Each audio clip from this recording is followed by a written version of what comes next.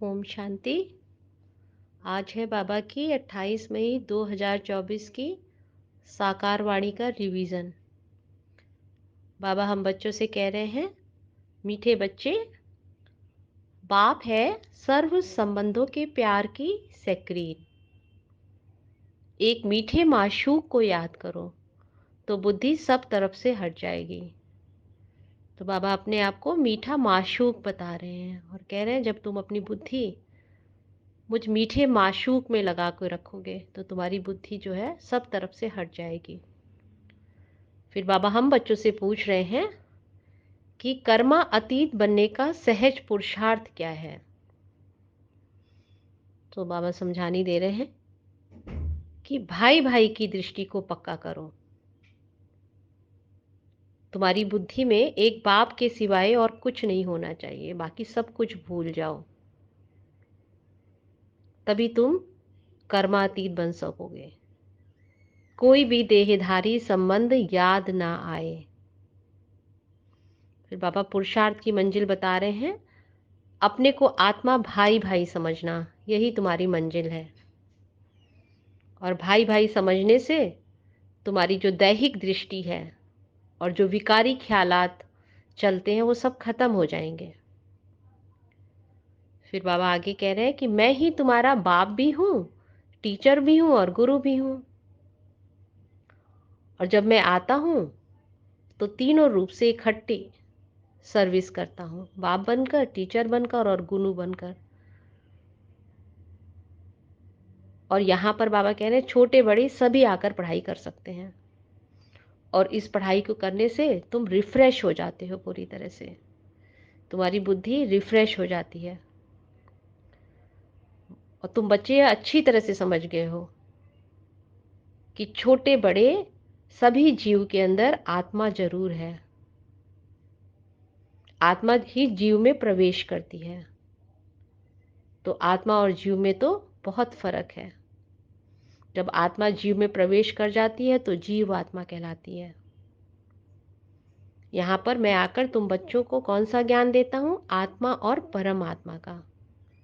तुम बच्चों को केवल एक बात पक्की करनी है कि हमें पढ़ाने वाला कौन है। हम आत्माओं का बाप पाकर हम बच्चों को पढ़ाता है।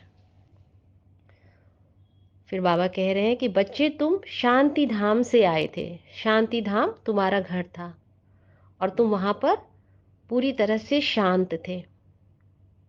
वो शांति की दुनिया है। फिर शांति का सागर,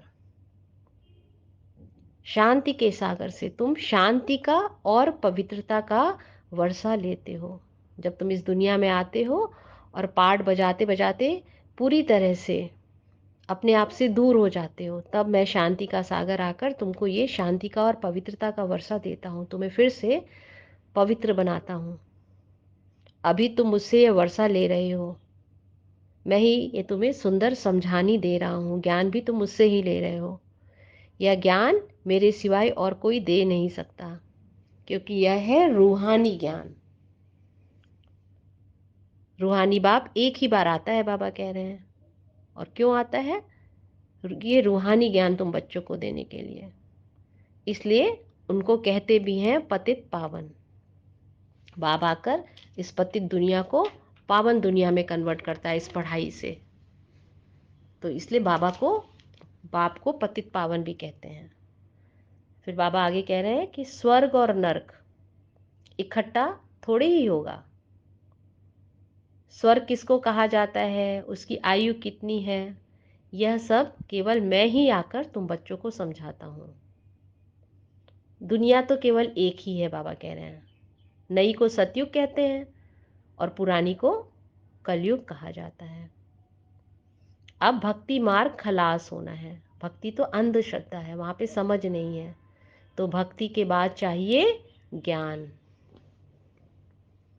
सभी जीव आत्माएं पाठ बजाते बजाते पतित बन गई हैं, थक गई हैं। यह भी मैं आकर तुम्हें समझाता हूँ।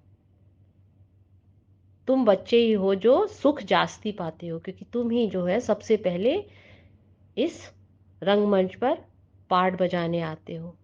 तो तुम सबसे ज़्यादा सुख पाते हो सतयुग में। 3/4 है सुख, बाकी 1/4 है दुख। 3/4 है सुख, बाकी अंत में 1/4 है दुख। तो इसमें भी जब तुम पूरी तरह से थक जाते हो, तमो प्रधान हो जाते हो, तब दुख जास्ती होता है। और वो समय कौन सा है? ये कलयुग का समय है, जब पूरी तरह से तमो प्रधानता है, चारों तरफ दुख की दुनिया है। शुरू का तो 3/4 पार्ट जो है वो बाबा कह रहे हैं सुख का है। स्वर्ग में दुख का नामो निशान नहीं रहता, 100% सुख है वहां पर। पूरा सुख ही सुख, चारों तरफ सुख की दुनिया है। तो स्वर्ग में दुख का नामो निशान नहीं रहता। तब तो स्वर्ग को सभी याद करते हैं।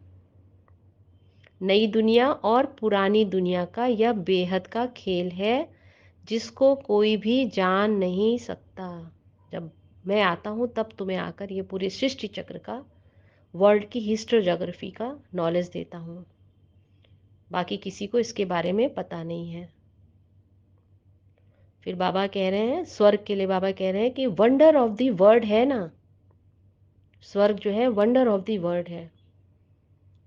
वह जो वंडर्स दिखाते हैं वह सब है नर्क के, लेकिन नर्क के वंडर्स में और स्वर्ग में रात दिन का फर्क है। कहाँ नर्क के वंडर्स और कहाँ स्वर्ग के। लेकिन बाबा कह रहे हैं नर्क के वंडर्स भी बहुत मनुष्य देखने जाते हैं, कितने सारे ढेर मंदिर हैं, लेकिन वहाँ तो मंदिर होते नहीं, नेचुरल ब्यूटी रहती है। बाबा स्वर्ग की बात कह रहे हैं कि वहाँ तो नेचुरल खूबसूरती रहती है। फिर बाबा कह रहे हैं ज्ञान बहुत सहज है, केवल 84 के चक्र को जानना है। पहले पहले सबको मेरा परिचय देना है, बाप का परिचय देना है। बाप की याद से ही आत्मा की जंग उड़ जाएगी और पवित्र दुनिया का वर्षा पाएंगे।